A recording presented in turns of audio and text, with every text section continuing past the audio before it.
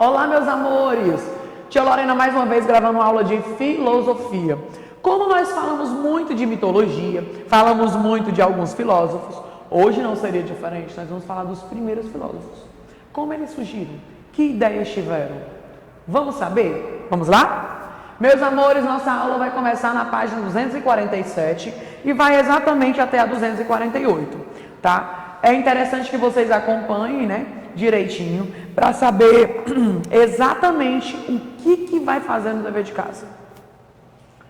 E os filósofos? Agora, nós investigaremos um pouco do que os filósofos estudaram na Grécia Antiga.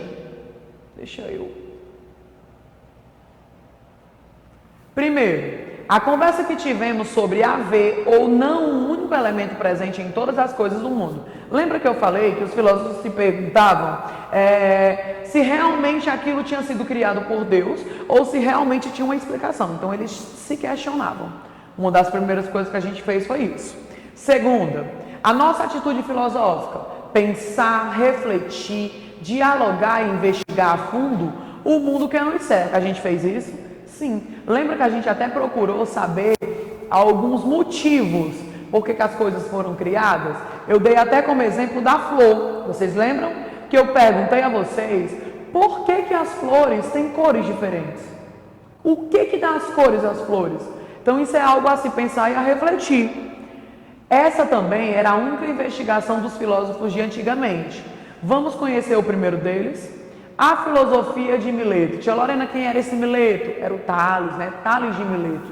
Tia Lorena vai estar falando 3 filósofos, né? Os primeiros filósofos existentes, e quais teorias eles acreditavam. Então eu vou contar com vocês para vocês estarem tirando dúvida por um acaso, se tiverem alguma objeção a falar, colocar no grupo para a gente estar discutindo na próxima aula, ok? Muitos filósofos viveram em Mileto, uma antiga cidade grega. Conheceram um pouco das ideias de 3 deles. Tales, que era o Tales de Mileto porque morava lá. Tales, Anaximandro, que era assim que se chamava, Anaximandro, e Anaximenes. Eram 3 filósofos. Tales viajou pelo mundo e calculou a altura de uma pirâmide no Egito. Como ele fez isso? Ele mediu a sombra da pirâmide no mesmo instante em que ela estava com o mesmo comprimento do que a sua altura real. Gente, pensa comigo. Como é que esse cara é inteligente? Ele pensou o quê? Nunca ninguém tinha medido a pirâmide.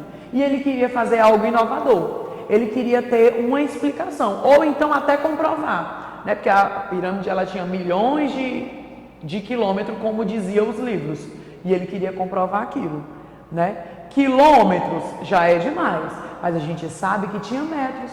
Então ele quis provar, ao contrário do que dizia o livro, quanto a pirâmide do Egito media. Vamos ver aqui a teoria dele, né? Tales dizia que a água era a origem de todas as coisas. Ó, a gente acredita que Deus criou tudo. Olha o que é que o Tales acreditava, que a água. Vamos entender por quê? Precisamente, o que ele queria dizer com isso, nós não sabemos. Talvez quisesse dizer que toda forma de vida surgiu na água, e a água deveria retornar quando chegasse ao fim. Quando esteve no Egito, certamente Tales pôde observar, no delta do Nilo, como os campos inundados se tornaram férteis depois que as águas recuavam. O que é isso, tia Lorena? Que a água passou e o campo, tudo que se plantava lá, crescia rapidamente. Então ele acreditava que a força era da água. Talvez também tenha visto que do nada surgem sapos e rãs, como o campo fica verde após a chuva. Então ele acreditava que os animais vinham da água, que as plantas, a gente sabe que a planta, né, tem que regar para poder crescer, então ele acreditava também que era por conta da chuva. É, portanto, provável que Tales tenha especulado como a água pode se transformar em gelo e vapor e depois retornar para a forma líquida. Gente, o que você acha desse pensamento dele? Você pensa igual a ele? É uma coisa a se pensar. Será que é de maneira correta? Né? Será que realmente as coisas surgiram da água? Não sei. Vamos ver o que o Anaximandro pensava. Anaximandro também tentou explicar a origem de todas as coisas. Diferente de Tales, não pensou em uma substância como a água. Leia a seguir algumas ideias dele. Vamos ver uma ideia dele. Ele dizia que o mundo é apenas um de muitos que existem e se dissolvem em algo que ele chamou de indefinido. Ele achava que o mundo era indefinido. Por quê? Porque toda a vida surgia um. Será, gente? Não é fácil definir o que ele quis dizer com o indefinido, mas parece claro que não se referia a uma substância específica como Tales. Talvez acreditasse que essa substância da qual surgiram todas as coisas era totalmente diferente das coisas que ela originaria. Portanto, a substância primordial não poderia ser algo tão banal quanto a água, e sim uma substância indeterminada. Você viu como ele filosofou bem e às vezes a gente não entende? O que ele quis dizer? Que existiam mundos diferentes. Ele chamou o mundo de algo indefinido. Que é um algo indefinido, que não se define, que não tem explicação. Vamos ver o que o Anaximenes falou disso. Anaximenes acreditava que a substância primordial era o ar, ou a névoa. A névoa, aquelas nuvens, gente. Leia abaixo o texto que ele explica essa ideia. Vamos ver ele. Anaximenes certamente estava familiarizado com a teoria de Tales sobre a água. Mas de onde viria a água? Anaximenes dizia que a água seria o ar condensado. Não sei, né? Quando chove, podemos perceber a água se condensando no ar. Isso aí a gente sabe, que tem até o chamado bafo quente, né? Quando a água se condensa ainda mais, dizia ele, ela se transforma em terra. Talvez ele tivesse observado terra e areia surgindo da neve derretida. Da mesma forma, ele dizia que o fogo seria o ar rarefeito, aquela junção.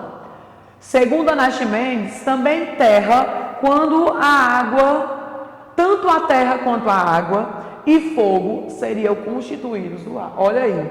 Então, 3 pensamentos diferentes, gente. Tales acreditava no quê? Que as coisas surgiram da água. E o Anaximandro acreditava o quê? Que era algo indefinido, não tinha explicação. E já o Anaximenes achava que era o ar. 3 pensamentos diferentes. Conversa vem, né?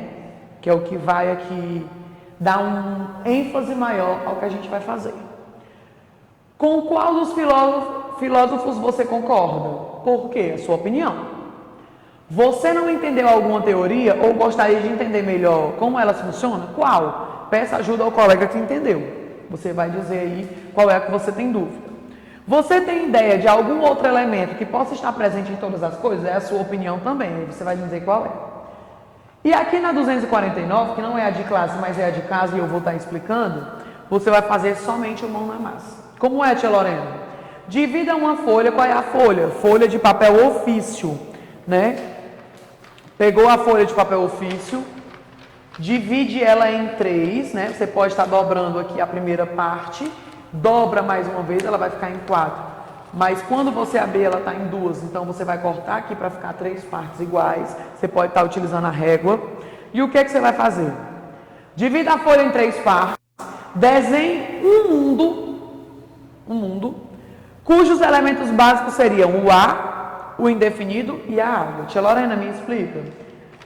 Numa folha, você desenha um mundo feito só de água, o outro algo indefinido e o outro só de ar. Aí diz, cada mundo deverá estar em uma parte da folha. Será divertido.